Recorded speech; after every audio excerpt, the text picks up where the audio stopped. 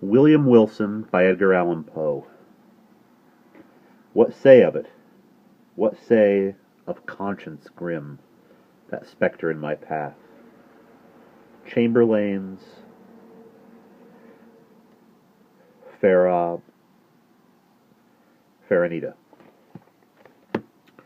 Let me call myself, for the present, William Wilson. The fair page now lying before me need not be sullied with my real appellation. This has been already too much an object for the scorn, for the horror, for the destitution of my race. To the uttermost regions of the globe have not the indignant winds bruited its unparalleled infamy? O outcast of all outcasts, most abandoned, to the earth art thou not forever dead? To its honours, to its flowers, to its golden aspirations, and a cloud, dense, dismal, and limitless, does it not hang eternally between thy hopes and heaven?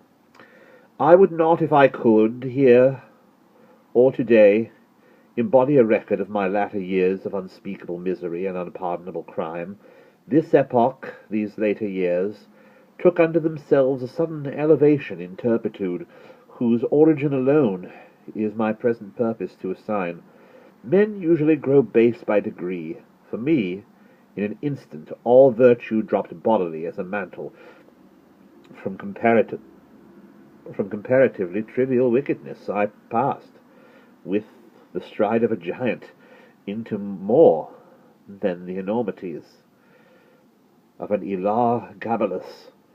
What chance, what one event brought this evil thing to pass? Bear with me while I relate. Death approaches, and the shadow which foreruns him has thrown a softening influence over my spirit. I long, in passing through the dim valley, for the sympathy, I had nearly said for the pity, of my fellow men. I would fain have them believe that I have been, in some measure, the slave of circumstances beyond human control. I would wish them to seek out for me, in details I am about to give, some little oasis of fatality amid a wilderness of error. I would have them allow, what they cannot refrain from allowing, that, although temptation must have erewhile existed as great man that was never thus, at least, tempted before, certainly never thus fell. And is it therefore that he has never thus suffered? I have not indeed been living in a dream? Have I not indeed been living in a dream? And am I not now dying a victim of the horror and the mystery of the wildest of all sublunary visions? I am the descendant of a race whose imaginative and easily excitable temperament has at all times rendered them remarkable, and in my earliest infancy I gave evidence of having fully inherited the family character. As I have advanced in years, it was more strongly developed, becoming for many reasons a cause of serious disquietude to my friends and of positive injury to myself. I grew self-willed, addicted to the wildest caprices, and a prey to the most ungovernable passions.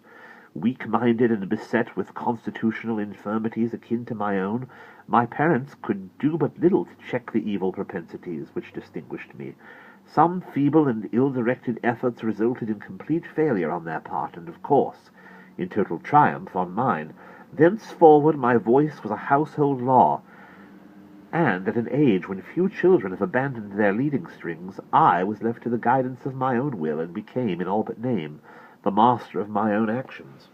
My earliest recollections of a school life are connected with a large, rambling Elizabethan house in a misty-looking village of England, where were vast number of gigantic and gnarled trees, and where all the houses were excessively ancient. In truth, it was a dreamlike and spirit-soothing place, that venerable old town. At this moment in fancy I feel the refreshing chilliness of its deeply shadowed avenues, inhale the fragrance of its thousand shrubberies, and thrill anew with indefinable delight at the deep hollow note of the church bell breaking each hour with sullen and sudden roar upon the stillness of the dusky atmosphere in which the fretted Gothic steeple lay embedded into sleep. It gives me, perhaps, as much pleasure as I can now in any manner experience to dwell upon minute recollections of the school and its concerns. Steeped in misery as I am, misery, alas, only too real, I shall be pardoned for seeking relief, however slight and temporary, in the weakness of a few rambling details.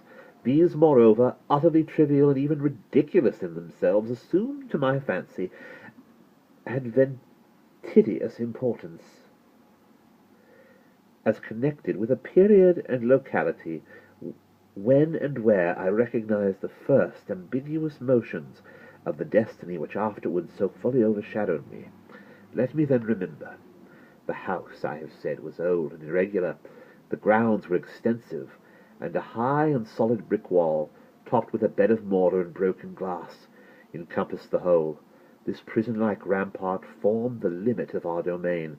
Beyond it we saw but thrice a week, once every Saturday afternoon, when, attended by 2 ushers, we were permitted to take brief walks in a body through some of the neighbouring fields, and twice during Sunday, when we were paraded in the same formal manner to the morning and evening service in the one church of the village.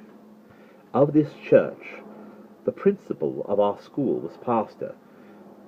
With how deep a spirit of wonder and perplexity was I wont to regard him from our remote pew in the gallery, as, with step solemn and slow, he ascended the pulpit.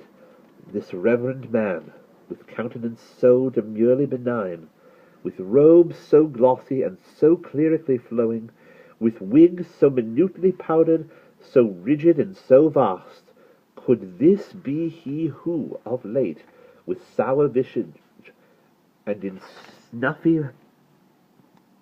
habiliments, administered, ferule in hand, the draconian laws of the Academy? O gigantic paradox, too utterly monstrous for solution! At an angle of the ponderous wall frowned a more ponderous gate.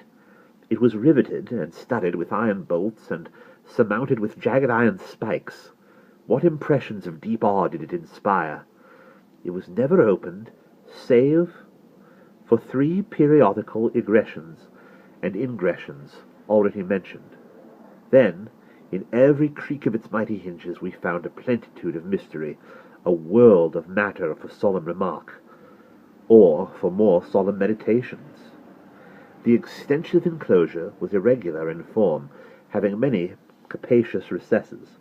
Of these, 3 or 4 of the largest constituted the playground. It was level and covered with fine hard gravel. I well remember it had no trees, nor benches, nor anything similar within it. Of course, it was in the rear of the house. In front lay a small parterre, planted with box and other shrubs. But through this sacred division we passed only upon rare occasions indeed, such as the first advent to school or final departure thence, or perhaps when a parent or friend having called for us, we joyfully took our way home for the Christmas or midsummer holidays. But the house! How quaint an old building was this! To me, how veritably a palace of enchantment! There was really no end to its windlings, to its incomprehensible subdivisions. It was difficult at any given time to say with certainty upon which of its 2 stories one happened to be. From each room to every other there were sure to be found 3 or 4 steps either in ascent or descent. Then the lateral branches were innumerable, inconceivable, and so returning in on themselves, that our most exact ideas in regard to the whole mansion were not very far different from those with which we pondered upon infinity. During the 5 years of my residence here, I was never able to ascertain with precision in what remote locality lay the little sleeping apartment assigned to myself and some 18 or 20 other scholars. The schoolroom was the largest in the house. I could not help thinking, in the world. It was very long, narrow, and dismally low, with pointed Gothic windows and a ceiling of oak. In a remote and terror-inspiring angle was a square enclosure of 8 or 10 feet, comprising the sanctum, during hours, as our principal, the Reverend Dr. Barnsby. It was a solid structure, with massy door, sooner than open which the absence of the Dominie we would have willingly perished by the pene, forte, et dure. In other angles were 2 other similar boxes, far less reverenced, indeed, but still greatly matters of awe. One of these was the pulpit of the classical usher, one of the English and mathematical. Interspersed about the room, crossing and recrossing in endless irregularity, were innumerable branches and desks, black, ancient, and time-worn, piled desperately with much bethumbed books, and so beseamed with intentional letters, names at full length, grotesque figures, and other multiplied efforts of the knife, as to have entirely lost what little of original form might have been their portion in days long departed. A huge bucket with water stood at one extremity of the room, and a clock of stupendous dimensions at the other. Encompassed by many walls of this venerable academy I passed, yet not in tedium or disgust, the years of the 3rd lustrum of my life. The teeming brain of childhood requires no external world of incident to occupy or amuse it, and the apparently dismal monotony of a school was replete with more intense excitement than my riper youth has derived from luxury, or my full manhood from crime. Yet I must believe that my first mental development had in it much of the uncommon, even much of the outré.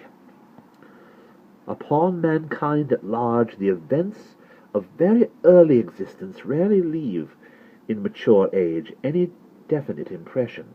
All is grey shadow, a weak and irregular remembrance, an indistinct gathering of feeble pleasures and phantasmagoric pains. With me this is not so. In childhood I must have felt, with the energy of a man, what I now find stamped upon memory in lines as vivid, as deep, and as durable as the exergues of the Carthaginian medals. Yet, in fact, of the world's view, how little was there to remember! The morning's awakening, the nightly summons to bed, the connings, the recitations, the periodical half-holidays, the perambulations, the playground with its broils, its pastimes, its intrigues, these, by a mental sorcery long forgotten, were made to involve a wilderness of sensation, a world of rich incident, a universe of varied emotion, of excitement, the most passionate and spirit-stirring. Oh, les bons temps que celui de feu! And we'll pause there.